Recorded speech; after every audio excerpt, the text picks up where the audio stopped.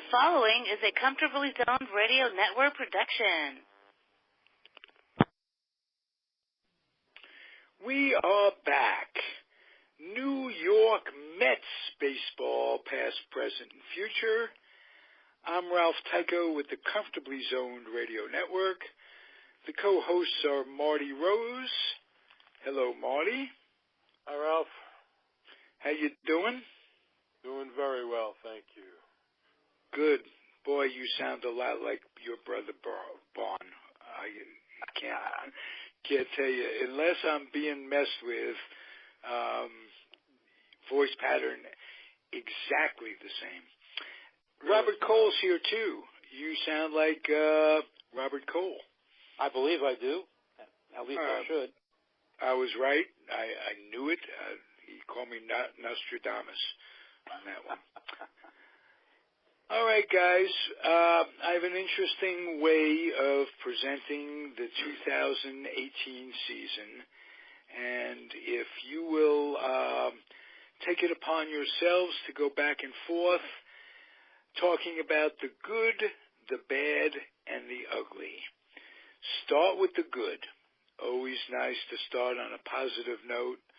If you could find one, here's the challenge. Start with Marty.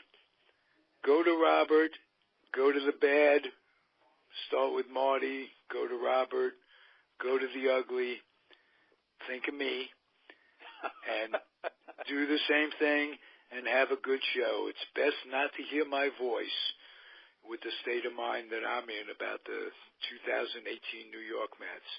Oh, boy. So the good, Marty, start it off. Have a great show, guys. You can start off with Jacob deGrom, obviously. A sensational year, total non-support. Unbelievable that every time this guy pitches, they don't hit at all. Zero, nothing. Terrible. The guy's by far leading the league in earned run average, and it's just a shame. It's a shame. Now, if you're looking for more good outside of that, it's not that easy. I think Zach Wheeler has been pretty good, especially lately.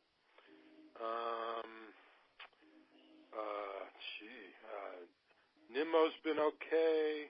Cabrera was terrific, but he's obviously gone Philly. now. Yeah, and I don't know. Since the All-Star break, Conforto's been very good. But, prior to that, he wasn't doing very much. Flores has been decent, I guess, himself. About what you'd expect, I would say. It's hard to find much else that's been good. Well, I would add Rosario. Rosario seems to have been coming into his own recently. He's been better. Yeah. I mean, he's starting to be. He still goes for those pitches that he shouldn't be swinging at. A lot True, but I think that's gotten a little better recently. Yeah, he has been making some good plays. I'll give you that. But outside of that, it's just been.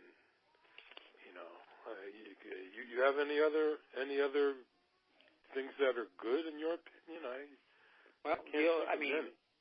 The core starting pitching has been good. Okay, deGrom has been phenomenal. Okay, and he still only has a 5-6 record, and that's also part of the bad and part of the ugly. The fact that the way he's been pitching and he only has a 5-6 record. We really haven't had a chance to see Syndergaard really no, yet. Yeah. Before that last injury, he looked. Not the injury. He came down with that illness. Right. Prior to that, he was throwing 99, but I don't know. He just didn't. He seemed to be lacking something. Maybe too many foul balls, too many pitches. Maybe. Well, it also may have been that illness coming on him because he pitched the second start against the Yankees. He pitched 5 innings, and they said he was really, coming down with that illness. So, he had his 2 starts, and, he may have already been coming down with something. They just didn't know it yet. True. And, and Wheeler and Matz. Matz has had his ups and downs still, but, that's his whole career. Still want to see the 4 of them have a full year. Yeah. Whether we can ever see that. Yeah. There was somebody I was listening to today saying that this is the perfect time to trade Wheeler because lately he's been very good and he has a history of injuries, and he's going to be, I think, a free agent at the end of next year. So, guy says, you want to give him a 5-year contract now? I don't know. Or, I don't know, it depends what you could get for him, I suppose. Because they have some decent guys coming up, pitching-wise. I don't know how soon they're going to be ready, but they have a couple of guys in the minors that are, show some potential. Right. But I don't know about as early as next year. That's another story. Yeah. But one of the bad. Been a lot of bad. Yeah. One of the bad things, I was looking at their overall roster. All their different teams. The Rumble Ponies, AA team. Virtually everybody on that team is 25 and older. And really, that just shouldn't be. They Double A, no, shouldn't be. No. Yeah, they don't have young players. That's one of the bad things with this organization right now. There's nothing really to look forward to. Right. Right. And nobody at AAA. Well, there's not many guys at AAA. You hope something comes out of Alonso. You hope that. He's hitting for power, but not average right now. He's hitting 209. But he has 8 home runs and 35 RBIs since he went up to AAA. Mm-hmm. But his last 10 games, he's starting to hit better average-wise as well. I think he's hitting 338 in his last 10 games, something like that. Mm-hmm. So, hopefully he's coming around, all around with that. But, it's just the whole organization is in pretty sad shape right now. That's true. Anybody that is hitting at all, like you said, they're not kids. No, these guys that we've seen in spring training, like year after year. Yep. They're all somewhat below, major league standards. Yep. Really. They have one young player in Binghamton, Andres Gimenez. He's 19, and he's one you can look at. But otherwise, position players: 23, 24, 23, 23, 25, 25, 25, 27, 25, 31. Wow. And you don't expect to see that at AA. You expect to see more 21s and 22s. Yeah, sure. So that's, you have to go almost all the way down to Brooklyn, the Brooklyn Cyclones, to find true young players. Wow. And that's nobody kind of even sad. in St. Lucie? Yep. Mm-hmm. Yep. And that's kind of sad. And a lot of these guys were drafted by the Mets. Guys drafted in 13 and they still haven't gotten above, A ball or double A. Yeah, that's bad news. So, I don't know. What do you think about? What do you think they're going to do with Mesoraco? I mean, he's only I'm hitting. hearing that there's been a lot of inquiries made about him. He is going to be a free agent. So if you can get something serviceable for him, then he becomes a free agent. If you really liked him, you could always try to sign him, as a free agent. Yeah, but he's only hitting about 210, 215, something like that. Right. He has a couple of big hits, okay, but the other day, key situation, double play, bases loaded, nobody out, double play. Yep. He fails to throw out a guy at second that turns out to be the go-ahead run. Yep. So I don't know. I mean, I'm not a fan of d'Arnaud. I think Pilecki, he's getting a little better. Seems to be getting better. Yeah, more playing time. Yeah, I don't see him as a number one though. So they really don't have a number one then. No, because d'Arnaud is he's hurt all the time, and he can't throw anybody out. No, I don't think he can throw me out. Yeah, right. Hey guys, let me interrupt to ask a question. Generally, I hate the sound of my voice, but here's the question. Mert and I were talking on Facebook, messaging the other day, and I asked him about Nito, and if he's hitting what you say he is. If he has, I looked it up. Yeah, he is. Yeah. I would think there's a double-A player with some major league experience who could be coming into his own, and they may be looking at him for next year, in which case I would say get rid of Marzanero, whatever. Mesoraco. Yeah, and I'm the guy that said, you finally got a catcher that wasn't a piece of crap. Let's hold on to him. And but if they think Nito's about to develop, I would say get what with the rest of the minor league, the way they're stacked with absolutely nothing, get as much for them as you can, and let's start doing something.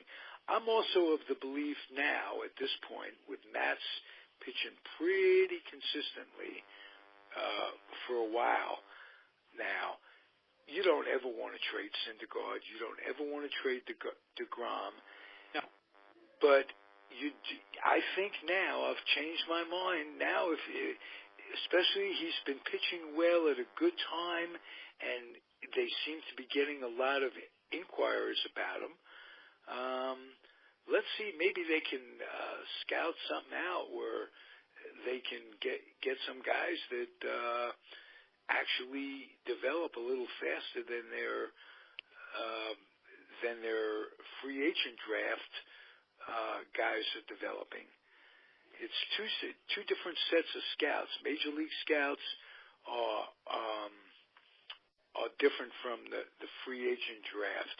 If those guys aren't going good, I say fire them and get some scouts who can put a good draft together, for crying out loud.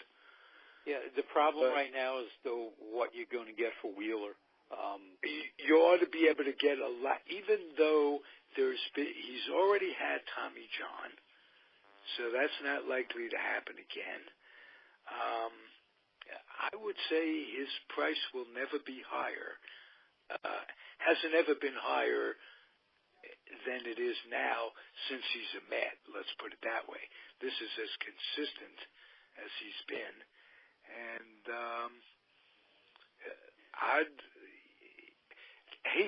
who else is going to bring any kind of prospects that you could hope to rebuild around?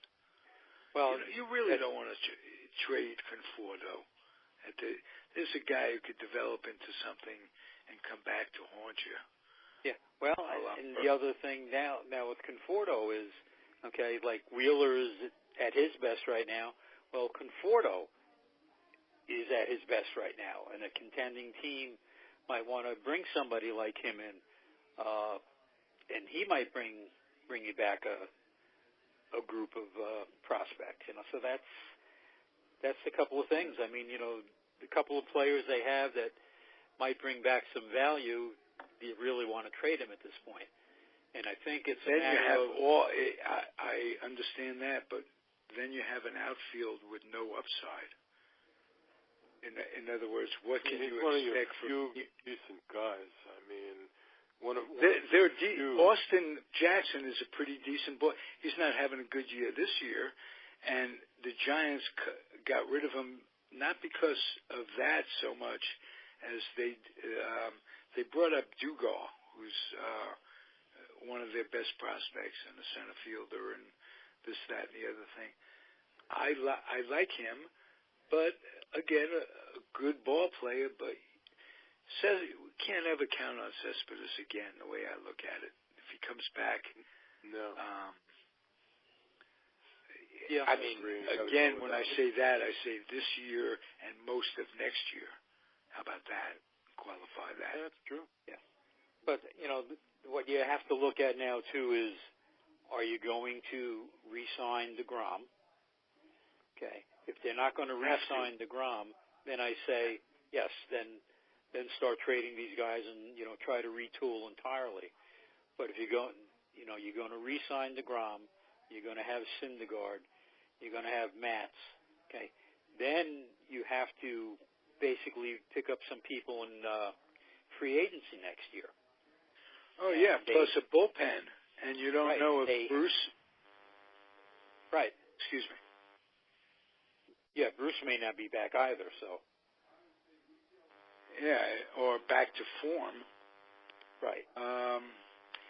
It's really crazy. A guy like Frazier, you sign him, he's never been on the DL in the history of his life. And he becomes a Met, he goes on the DL. It's the downside of 30, Yeah, true. Right about that. Yeah. You're right about that. Just look at us. No, I wouldn't invite people to do that. That's no reason. The nice people tuning in to a show that we keep it on the radio for a reason. Exactly. Don't look at us. Listen to us. Actually, as a threesome, 70, 71 years old, who'd have thunk? We look pretty damn good for our ages. And here's another thing. As a bonus, we're all alive. That's a big bonus right there. Hey, every morning when I look in the mirror and I'm looking back at myself, I'm a very happy man. Yeah. Absolutely. It is not a guarantee, as we all know, and we have lived long enough to appreciate it. And, so let's keep doing it, gentlemen. We've gotten pretty much covered you guys have pretty much covered the good and the bad. I wanted to tell you to save the really ugly for the last. And let's go around the room and what's the really ugly about this season, Mert? Well, I think if you have to pick on one thing, I would have to go with the bullpen. The bullpen has been horrible, and if you're not on top of transactions, you don't even know who's out there. They seem to change them every other week. There's different guys out there. This guy's up, this guy's down. It's been bad. Familia was pretty good. Okay. They traded him. Lugo's been good. Gazelman has been overworked, I guess.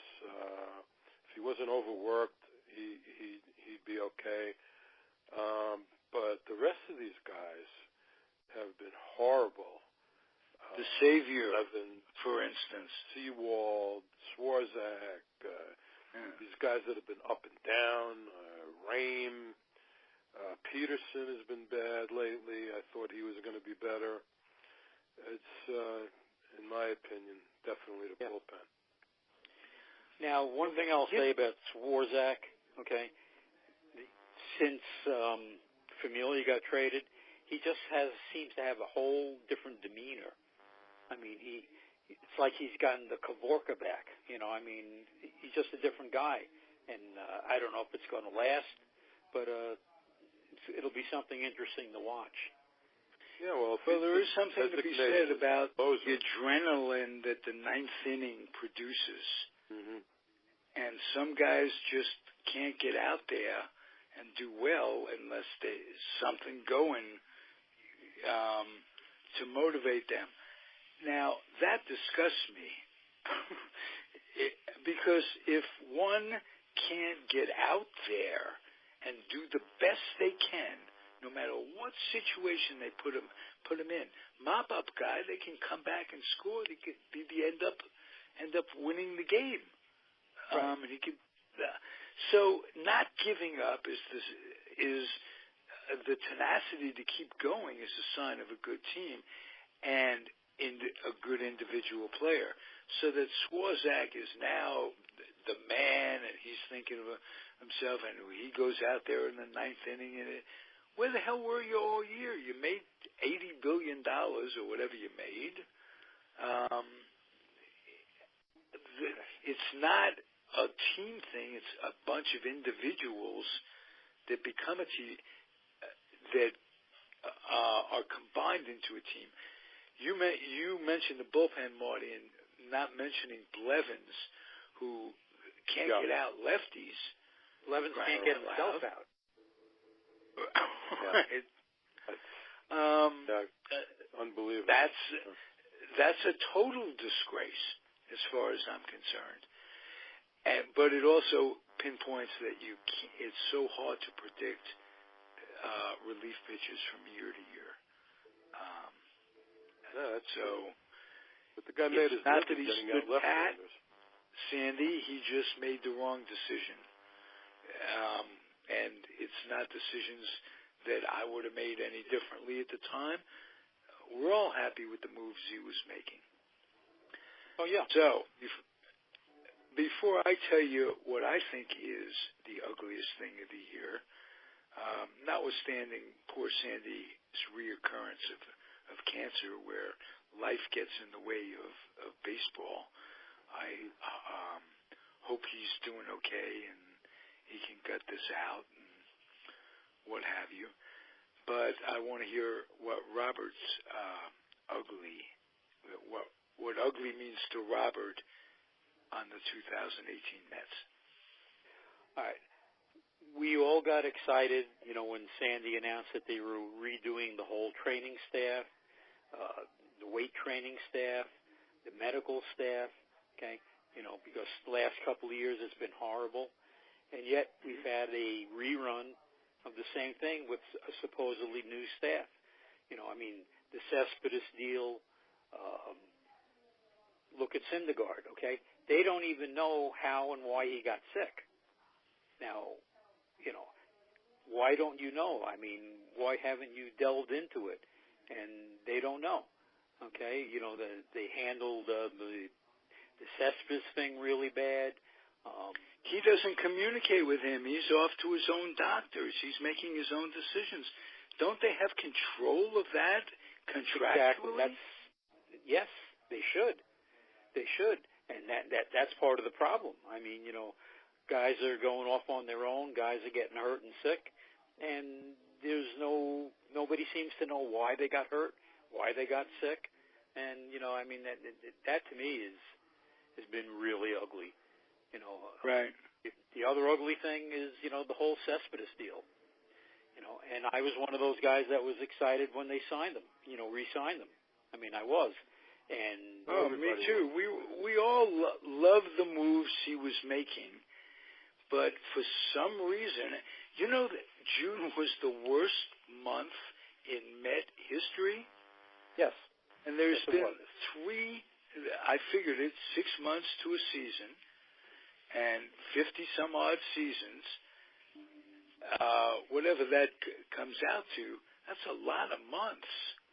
Yeah. And we suffered through it. It's a wonder we didn't throw the computers and the radios and the televisions right through the roof at this point. That was a disgusting month. Well, you didn't see my channel changer, did you? My remote took quite a beating. Still is.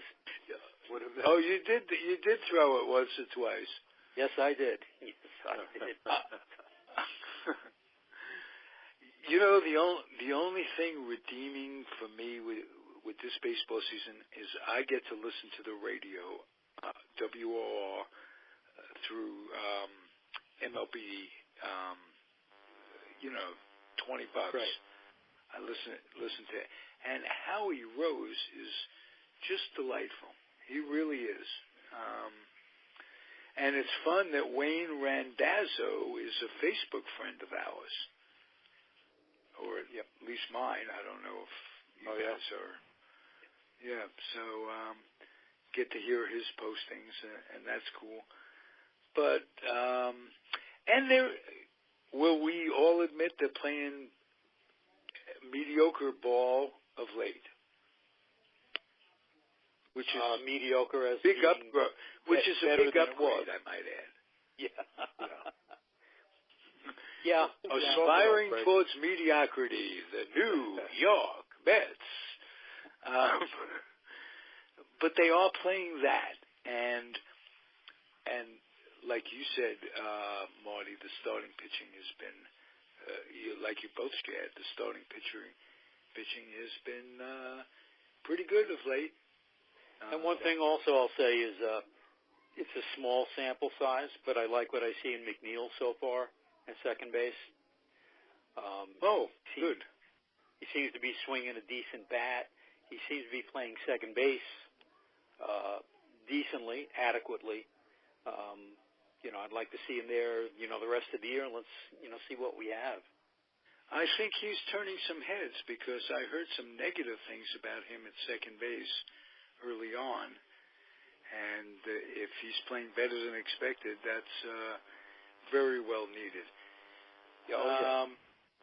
I hope they're getting something for Familia, and it's almost impossible to tell. Prospects, suspects, this, that, and the other thing. But Cabrera especially, there's a guy we have to take our hats off to. Probably the best position player on the Mets this year. Would you guys agree? Oh, absolutely. Hands down. Yeah, no doubt about it. Yep. Okay. Yep. All right. Very. I mean, right now, I would give him Player of the Year, even though he's not on the team anymore. Oh, no question. Yeah, I don't think anybody's going to step up between now and the end of the year. I hope they get something good for Flores because there's a guy who needs to be in the American League. That's the way I see it.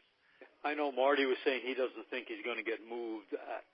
I did think he's going to get moved, but we'll have to see.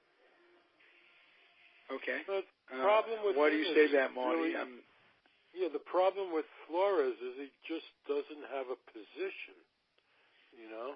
I guess he's better at first than anywhere else that I've seen him play. But, he's just not, I don't think he's an everyday guy. He seems to be showing it now. Isn't he 0 for his last 2 games? Pretty much. Yeah. So, the thing about him was they were saying he's not an everyday player. He's not an everyday player. Well, I think we're seeing it now. But so even if you did move him, you wouldn't get much for him. And as a backup, he's been doing the job here for a long time. And fans like him. I don't incredibly versatile, if not great at these positions. He could play him anywhere for a couple of days. Yeah.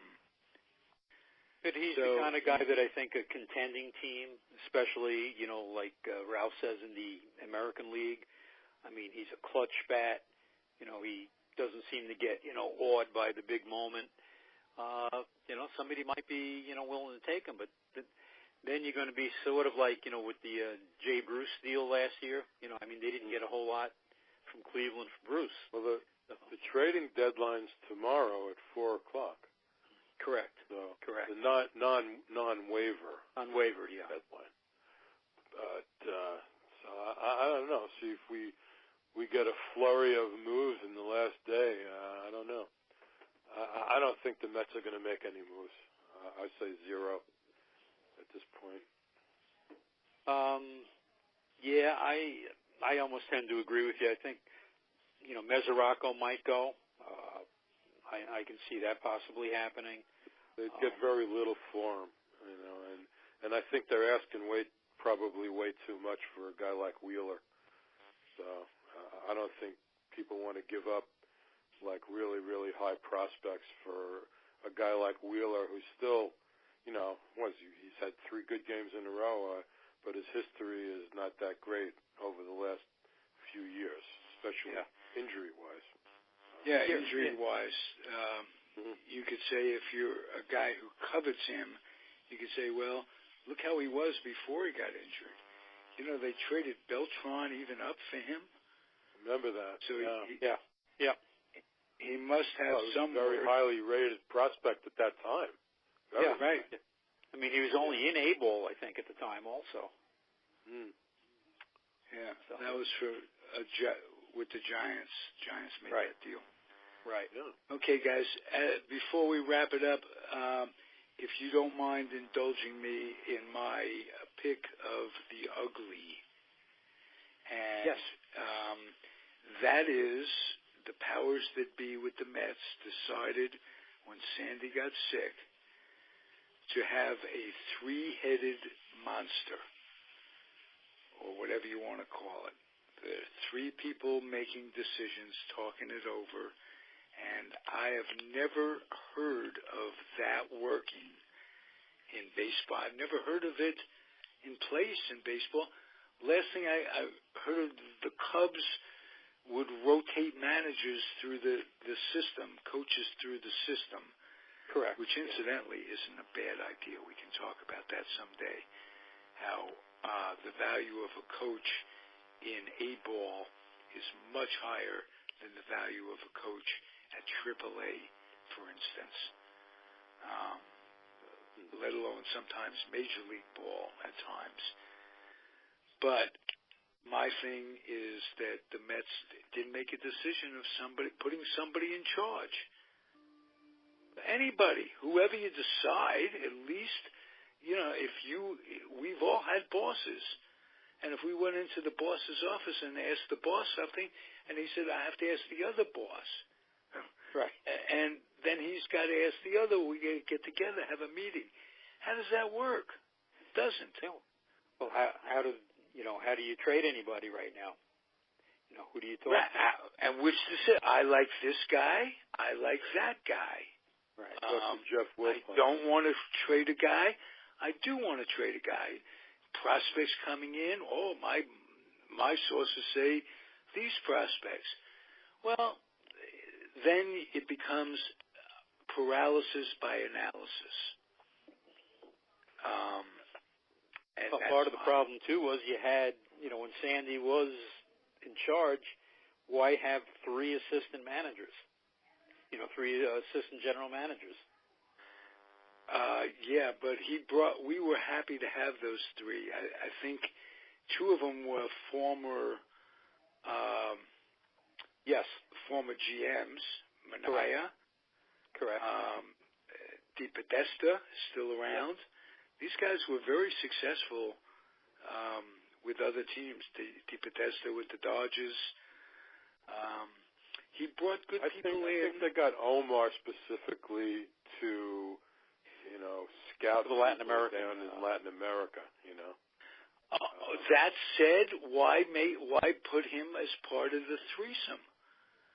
He himself, I think one of you guys told me that Omar himself doesn't want to be inside. He likes being out. Yeah. He didn't want to be the top guy again, from what right. I heard people. So that said, why make him part of the decision-making process? Stick to the Peter principle thing. Don't make him. He reached his level of incompetence as a general manager. He says it. He wants to be out. He's happier out. He's content. You bring him in to make decisions that he doesn't want to make. That he, I don't understand that. Yeah. I get the feeling that Rico is the guy that ultimately has the power right now. He seems to have Wilpon's ear, and I have a feeling that if they name one of those three guys the GM, he probably would be the one. I don't know how you guys feel, but that's my feeling. Well, that could very well be true, but then what is the delay in naming him, and what harm would it be? That's my only question. Yeah. Oh, they say they were looking outside the organization also. For GM. What self-respecting general manager that's out there right now would want to saddle themselves with the cesspool that the Met organization is right now? Well, if you watch MLB.com, MLB TV, with all these guys, Dan Duquette, guy from Bowden is out there. Right. These guys, these analysts, would love that position. When you say somebody's going to come in thinking, I'm going to be the one to turn it around and be the hero.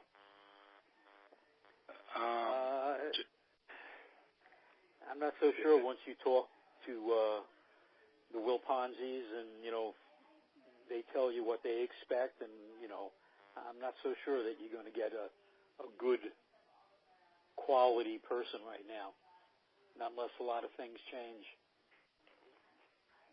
Well, so my point is, of those three, I happen to think Minaya, it would be a good quality if he liked the job, if he wanted it, would be good. He's getting a little older, this, that, and the other thing. And listen, how many super seniors at Newtown High School get a chance to do anything but podcast? He and I are fellow super seniors at Newtown High School, Elmhurst, New York. By the way, anybody listening, the applause is deafening for that one. But you can't tell me DePodesta is not qualified to just. You can get people, even if they're not the most qualified. My point is, hire someone and have that one person make the decision. That's all. I'm just not against the people they hired, against the way they have it set up. And maybe they're looking for cream to rise to the top, and but let's go ahead and hire them then. That's what I do. Especially this time of year, especially this week. This is the eve of it right now. So that's my rant, gentlemen. I tried to keep my mouth shut. It didn't work. It rarely does it. Over a lifetime, we know that. Thank you, Marty. Thank you, Robert. All right. You're welcome. Not a problem. We'll be back next week. Thank you for listening, everybody.